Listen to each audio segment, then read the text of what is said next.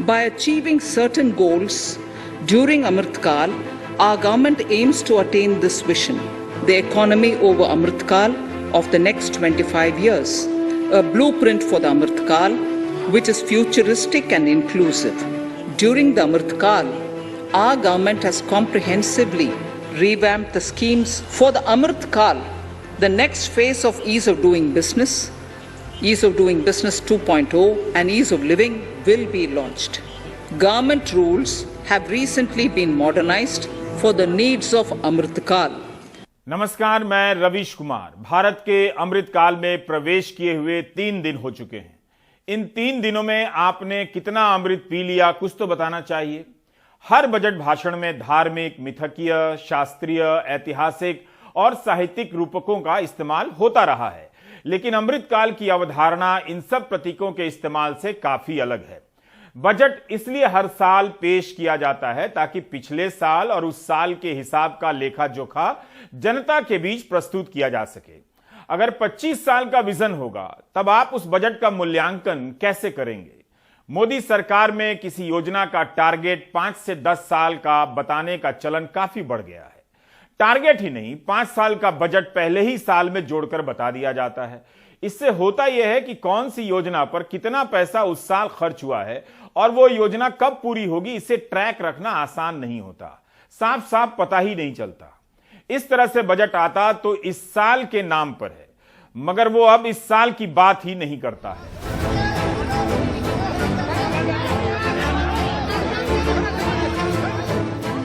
जब वित्त मंत्री ने सूटकेस छोड़ी तो कहा गया यह अंग्रेजों की परंपरा थी। अब बजट भारतीय परंपरा के अनुसार लाल कपड़ों में लपेटकर बही खाते के रूप में पेश किया जाएगा।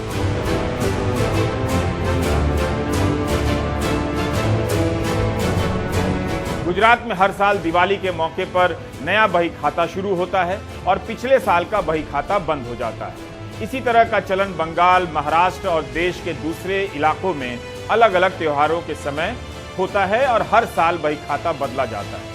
संविधान के आर्टिकल 112 में बजट का वैधानिक नाम एनुअल फाइनेंशियल स्टेटमेंट है। हिंदी में इसे वार्षिक वित्तीय विवरण कहा गया है। इसे कहीं भी विजन डॉक्यूमेंट नहीं कहा जाता है। आर्टिकल 112 में लिखा है कि राष्ट्रपति की ओर से वित्त मंत्री उस साल का वित्तीय लेखा जोखा पेश करेंगी। हर साल की बात होती है तो जवाबदेही आसानी से समझी जाती है। इस साल के बजट की पहली लाइन भी यही है कि 2022-23 का बजट पेश किया जा रहा है, लेकिन अगले कुछ पैराग्राफ में 2047 के विजन की बात होने लगती है। इतना लंबा कालखंड किसी बजट में कैसे हो सकता है? तब फिर अगले साल कितना काम हुआ, कितना पैसा खर्च हुआ, इसकी जवाबदेही कैसे तय करेंगे? पूछने पर कहीं यह तो नहीं कह दिया जाएगा कि अभी 25 साल बाकी हैं, काम हो रहा है। इसलिए हमारा सवाल इस बात को लेकर है कि क्या बजट 25 साल का विजन दस्तावेज हो सकता है? इस साल के बजट में कहा गया है कि भारत अमृत काल में प्रवेश कर चुका है। 25 वर्ष की लंबी यात्रा के बाद हम भारत एट 100 पर पहुंचेंगे। वित्त मंत्री के ये शब्द हैं कि प्रधानमंत्री ने स्वतंत्रता दिवस के अपने भाषण में भारत एट 100 का दृष्टिकोण निर्धारित किया।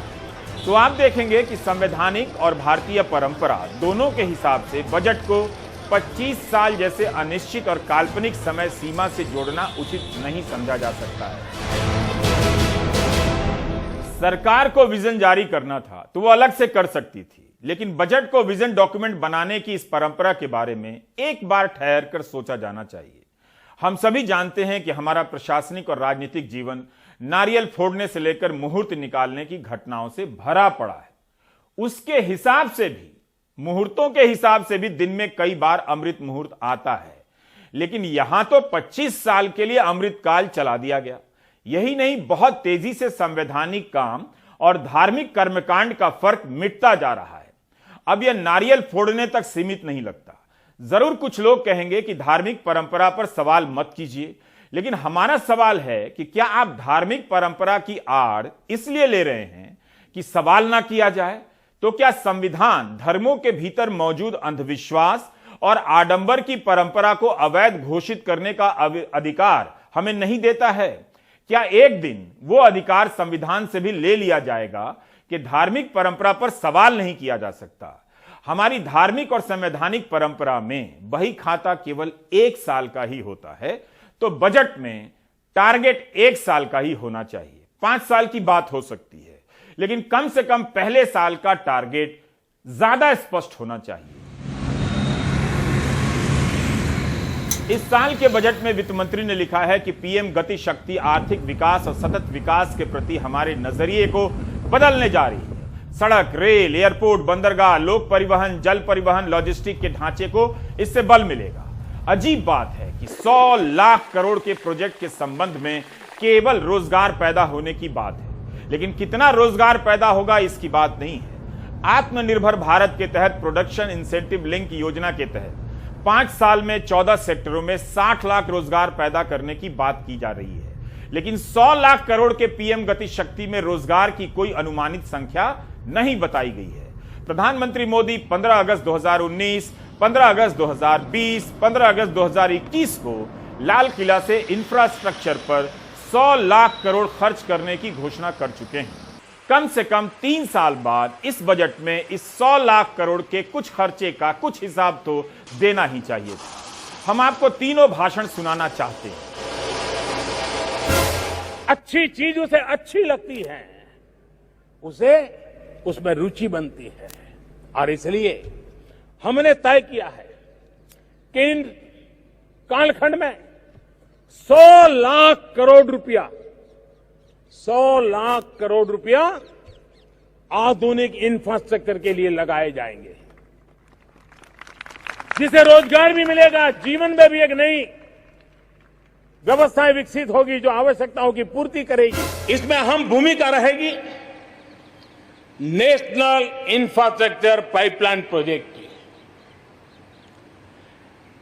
इस पर 110 लाख करोड़ उससे भी ज्यादा खर्च किए जाएंगे। इसके लिए अलग अलग सेक्टर्स में लगभग 7,000 प्रोजेक्ट्स की पहचान कर ली गई है। इससे देश के ओवरऑल इंफ्रास्ट्रक्चर डेवलपमेंट को एक नई दिशा भी मिलेगी, एक नई गति भी मिलेगी। और इससे हमेशा कहा जाता है, ऐसे संकट की घड़ी में जितना ज्यादा इंफ्रास्ट्रक्चर को बल दिया जाए ताकि आर्थिक गतिविधि बढ़ती है, लोगों को रोजगार मिलता है, काम मिलता है, उसके जुड़े हुए कई काम एक साथ चल जाते हैं। छोटे बड़े उद्योग, किसान, हर मध्यम वर्ग को इसका बहुत लाभ होता है। भारत आने वाले कुछ ही समय में प्रधानमंत्री गति शक्ति का नेशनल मास्टर प्लान, उसको देश के सामने करोड़ों देशवासियों को सपना करने वाली एक बहुत बड़ी योजना लेकर के हम आपके सामने आने वाले हैं, उसको लॉन्च करने वाले हैं। 100 लाख करोड़ से भी अधिक की योजना लाखों नौजवानों के लिए रोजगार के नए अवसर लेकर के आने वाली है। 2019, 2020, 2021 के 15 अगस्त के दिन 100 लाख करोड़ से अधिक के इंफ्रास्ट्रक्चर प्रोजेक्ट की बात प्रधानमंत्री ने की है। तो इस दौरान कुछ खर्च हुआ होगा, काम भी हुआ होगा, कुछ रोजगार भी पैदा हुआ होगा। उसका हिसाब कुछ तो इस बजट में या बाहर ही देना चाहिए था। क्या यह सवाल गलत है? इस 100 लाख करोड़ को लेकर कितनी बार और कितने साल तक हेडलाइन छपेगी? इस बजट में पीएम गति शक्ति के 7 केंद्र बताए गए हैं: सड़क, रेल, एयरपोर्ट, बंदरगाह, लोक परिवहन, जल परिवहन, लॉजिस्टिक। लेकिन इस बजट में पैसे का जिक्र स्पष्ट रूप से केवल नेशनल हाईवे प्रोजेक्ट के बारे में किया गया है। कहा गया है कि 25,000 किलोमीटर नेशनल हाईवे बनाने के लिए 20,000 करोड़ जुटाए जाएंगे। क्या हम ये सवाल पूछ सकते हैं कि 2019 के बजट में अगले 5 साल में 100 लाख करोड़ खर्च करने का ऐलान हुआ था, उसका ब्यौरा मंत्रालय के हिसाब से या योजनाओं के हिसाब से कहां मिलेगा और अभी तक इसमें कितना खर्च हुआ है? इसका इस साल के बजट में लेखा जोखा क्यों नहीं दिया गया है? जब 100 लाख करोड़ एक साथ बोल रहे हैं तो उसी जगह पर इसका हिसाब भी दिया जाना चाहिए। इस तस्वीर में आप देख सकते हैं कि नेशनल इंफ्रास्ट्रक्चर पाइपलाइन NIP की एक रिपोर्ट वित्त मंत्री को सौंपी जा रही है। इसके लिए भारत सरकार ने एक टास्क फोर्स का गठन किया था। आप देख सकते हैं कि अप्रैल 2020 के दिन टास्क फोर्स के सदस्य वित्त मंत्री को फाइनल रिपोर्ट दे रहे हैं। इस टास्क फोर्स की पहली बैठक सितंबर 2019 में हुई थी।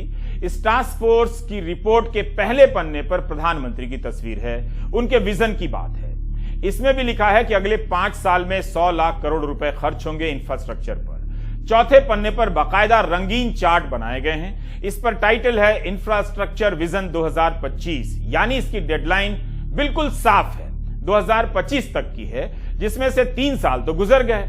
टास्क फोर्स के 5वें पन्ने पर एक ग्राफ बनाया गया, ध्यान से देखिए। इसमें 2050 की कल्पना पेश की गई है, वह भी ग्राफिक्स के जरिए।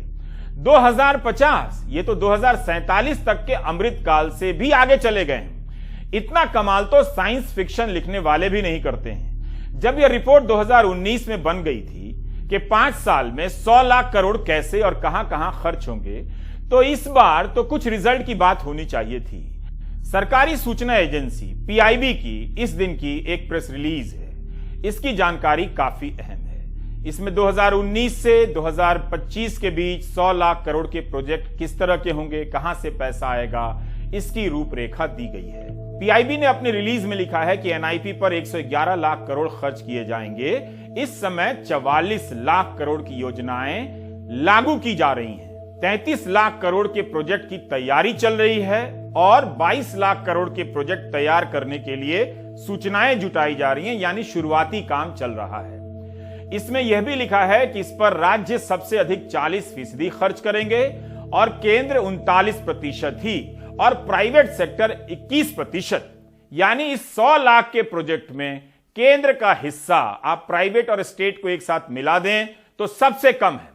प्राइम टाइम के इस हिस्से को देखकर आपको यह सोचना चाहिए कि किस तरह से कहानी बनाई जा रही है, और जब बताने का समय आता है कि कहानी कहां पहुंची तो कक्षा की अवधि बढ़ा दी जाती है कि अभी 2 घंटा और बैठिए। जब तक कहानी खत्म नहीं होगी तब तक क्लास खत्म नहीं होगी। अब इस बजट के बाद पीएम गति शक्ति को लेकर छपी हेडलाइनों और लाइनों को देखिए। किसी में सवाल तो होता कि 100 लाख करोड़ के इंफ्रा प्रोजेक्ट में रोजगार की कोई संख्या नहीं है, लेकिन 14 सेक्टर के पीएलआई स्कीम से 5 साल में 60 लाख रोजगार पैदा होने की बात है। किसी हेडलाइन में यह सवाल तो होता कि क्या यह वही योजना है जो 15 अगस्त 2019 को लॉन्च हुई थी, या उस 100 लाख करोड़ के अलावा कोई नया 100 लाख करोड़ का प्रोजेक्ट है। सरकार कुछ तो रोजगार की संख्या बता सकती थी कि 2019 में शुरू हुए 100 लाख करोड़ के इंफ्रा प्रोजेक्ट से कितनों को रोजगार मिला है, ये प्रोजेक्ट या इस प्रोजेक्ट के तहत अलग अलग योजनाएं कहां और किस स्तर पर हैं। ऐसी हेडलाइनों से क्या आपको इस तरह की जानकारी मिलती है जो हमने बताई या जो हमने सवाल किए? क्या सरकार इस बारे में बताने की स्थिति में बिल्कुल ही नहीं है? हमारा सवाल बिल्कुल ठोस है कि 2019 से 31 जनवरी 2022 तक कितना खर्चा हुआ और 2022-23 में कितना खर्चा होगा। अलग अलग योजनाओं के संबंध में पहले भी कई लाख और कई करोड़ रोजगार पैदा होने के दावे किए गए थे, उनका आज तक पता नहीं चला, तो फिर यह हेडलाइन क्यों छप रही है?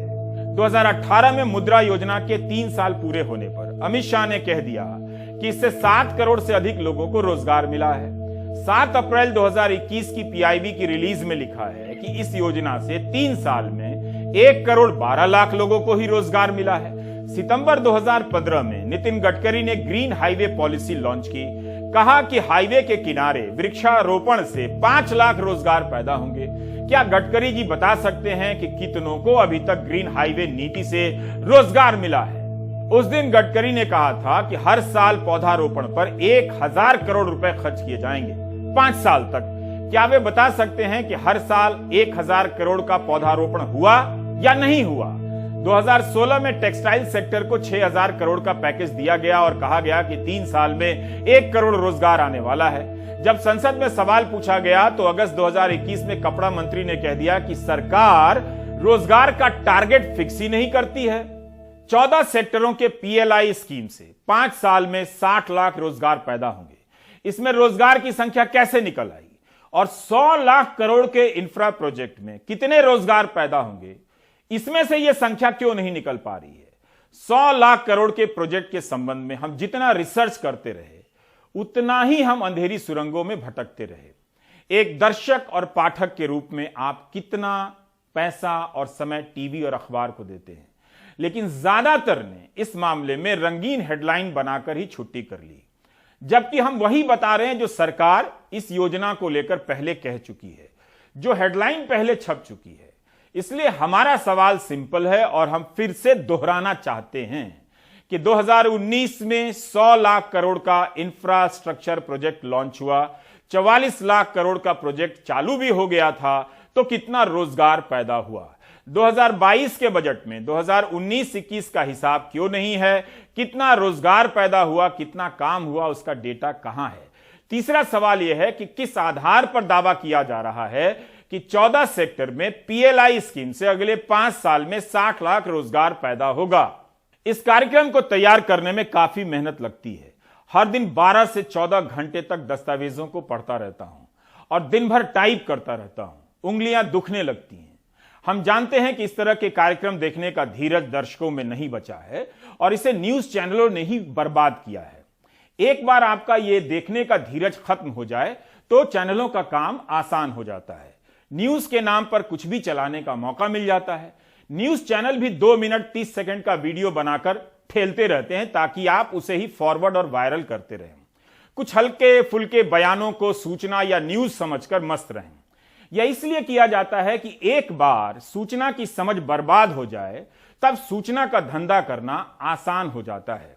इस काम में अच्छे और बुरे दर्शकों में कोई फर्क नहीं होता।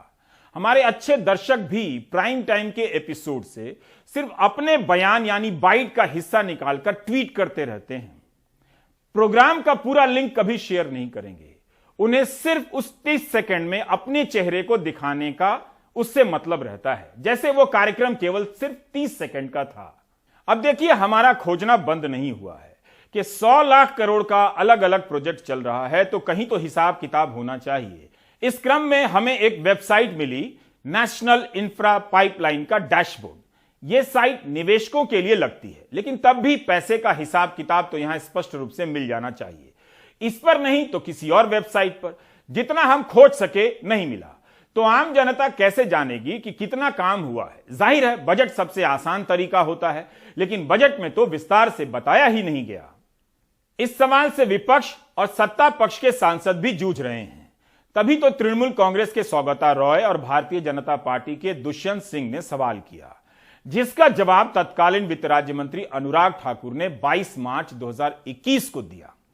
सवाल यह था कि नेशनल इंफ्रास्ट्रक्चर पाइपलाइन एनआईपी का डिटेल दीजिए, किस किस मंत्रालय के क्या प्रोजेक्ट हैं, इसकी लागत क्या है, कितना पैसा दिया जा चुका है, समय सीमा क्या है, यह सब बताइए। तो तत्कालीन वित्त राज्य मंत्री अनुराग ठाकुर कहते हैं कि 2019 में बने टास्क फोर्स में मंत्रालयों के हिसाब से प्रोजेक्ट के डिटेल दिए गए हैं, जबकि सवाल इससे आगे का भी था। वित्त राज्य मंत्री अपने जवाब में कहते हैं, और ध्यान से सुनिए, जिसे हम शब्दशः पढ़ने जा रहे हैं। अनुराग ठाकुर कहते हैं कि एनआईपी कोई योजना नहीं है। दोबारा पढ़ देता हूं, एनआईपी कोई योजना नहीं है और इसलिए कोई परियोजना केंद्रित प्रावधान अथवा किसी निधि को संवितरित करने हेतु निर्मित तंत्र नहीं है। एनआईपी में सम्मिलित परियोजनाओं का प्रस्ताव प्रमुख रूप से केंद्रीय मंत्रालयों, राज्य सरकारों के संबंधित परियोजना प्राधिकरणों द्वारा किया जाता है और अपने बजटेतर संसाधनों, परियोजनाओं के कार्यान्वयन के तरीके यथा ईपीसी, पीपीपी आदि के चयन सहित नव प्रवर्तनीय वित्त पोषण के माध्यम से इन परियोजनाओं को वित्त पोषित करने का दायित्व इन प्राधिकरणों का होता है। यह हिंदी संसद की है, जैसा लिखा गया था हमने वैसा ही पढ़ा। पहली लाइन है कि नेशनल इंफ्रास्ट्रक्चर प्रोजेक्ट एनआईपी कोई योजना नहीं है। तो यह क्या है? यही नहीं, इस जवाब से साफ हो जाता है कि किसी एक मंत्रालय से हिसाब नहीं मिलेगा। अब आप समझिए, 100 लाख करोड़ के प्रोजेक्ट चल रहे हैं, उसका ऐलान इतना बड़ा, लेकिन जवाबदेही किसी एक जगह से नहीं, पता ही नहीं चलेगा, चाहे आप कितना भी पता करते रहे। इस जवाब में लिखा है कि इसके फंड वगैरह के लिए कोई सिस्टम नहीं है, तंत्र नहीं है। यह भी लिखा है कि राज्यों को फंड की व्यवस्था करनी है, मंत्रालयों को व्यवस्था करनी है। इसी तरह कह दिया गया है कि आत्मनिर्भर भारत के तहत 14 सेक्टरों में प्रोडक्टिविटी लिंक इंसेंटिव से 60 लाख रोजगार पैदा होंगे 5 साल में।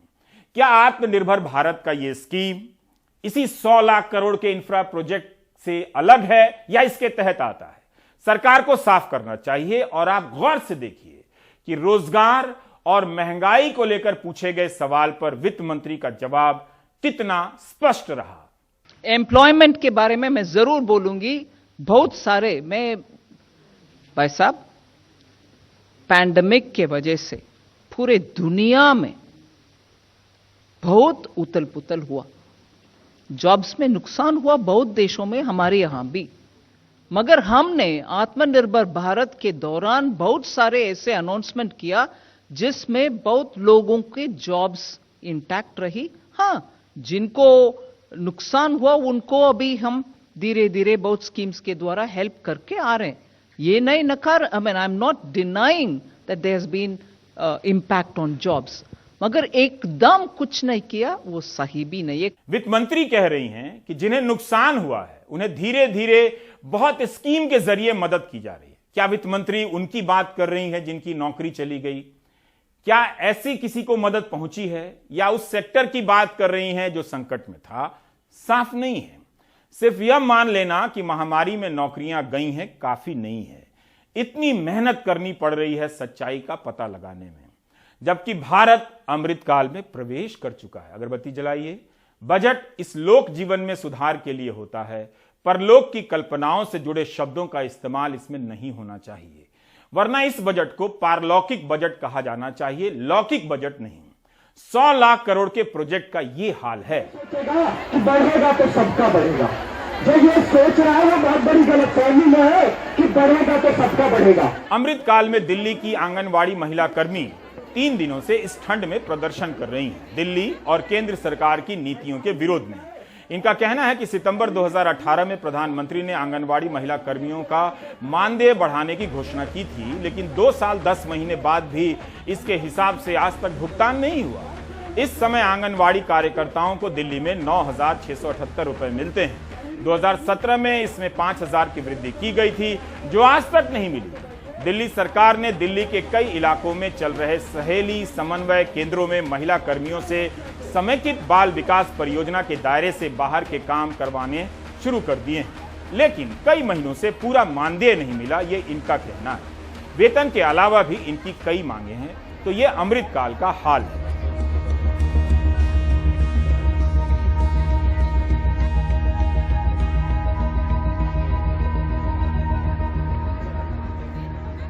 साढ़े 9,000 के आसपास हमें तनख्वाह मिलती है, सिर्फ मतलब मानदेय जिसे बोला जाता है, ठीक है। और वो भी हमें टाइम पर नहीं मिलता, हमें 2-2, 3-3 महीने हो जाते हैं जब हमें मिलता है। उसके लिए भी हमें क्या करना पड़ता है, एक दूसरे से उधार लेकर घर चलाना पड़ता है, तब जाके वो पैसे आते हैं, तब हम वो कर्जा चुकाते हैं। यानी कर्ज की जिंदगी को हमें जीना पड़ता है, ठीक है। हमारी मांगे हैं कि हमारे को पे स्केल पे लाया जाए। हमें भी हर चीज़ का हक है, हमें भी रिटायरमेंट के बाद हमारी पेंशन के लिए, हमारे लिए अगर कोई ऐसे ड्यूटी के टाइम में डेथ होती है तो उसके लिए भी कुछ मिलना चाहिए।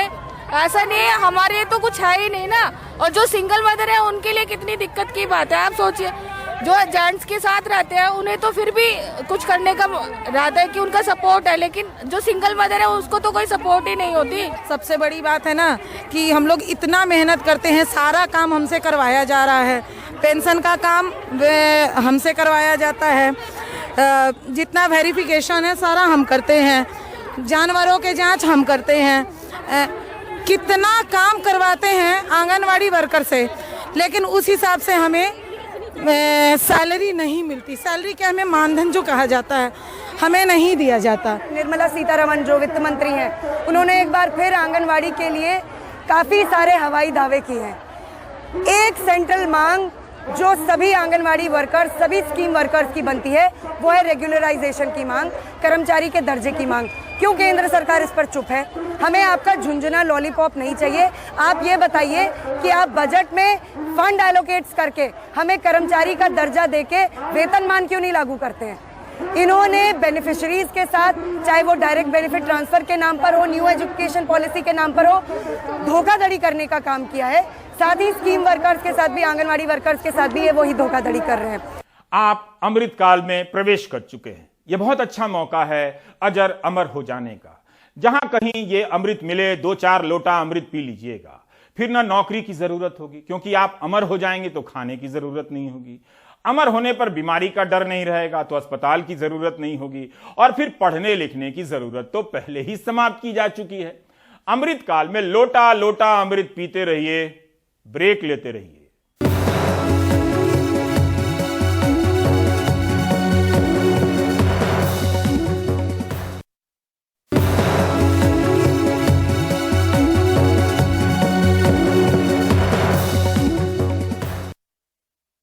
उत्तर प्रदेश में पहले चरण के चुनाव प्रचार में रोड शो का सिलसिला शुरू हो चुका है। मायावती से लेकर प्रियंका गांधी, अखिलेश यादव से लेकर अमित शाह की सभाएं होने लगी हैं। कोई दंगों की याद दिला रहा है, कोई महंगाई की। जिस देश में जनता कोरोना की दूसरी लहर की तबाही को भूल गई, लाखों की संख्या में लोग मरे तड़प तड़प कर, वो भूल गई, उस देश में उसे क्या याद आ रहा है याद दिलाने से कि दंगे हुए थे, यह कहना मुश्किल है। जनता याद भी कर रही है या चुनावी बयानों का वीडियो फॉरवर्ड करने में लगी है, 10 मार्च को पता चलेगा। बीएसपी अध्यक्ष मायावती ने आखिरकार उत्तर प्रदेश में चुनाव प्रचार शुरू कर ही दिया। आगरा के बाद गाजियाबाद की रैली में मायावती ने दावा किया कि जिन योजनाओं का ढोल बीजेपी पीट रही है वो उनके दौर में शुरू हुई।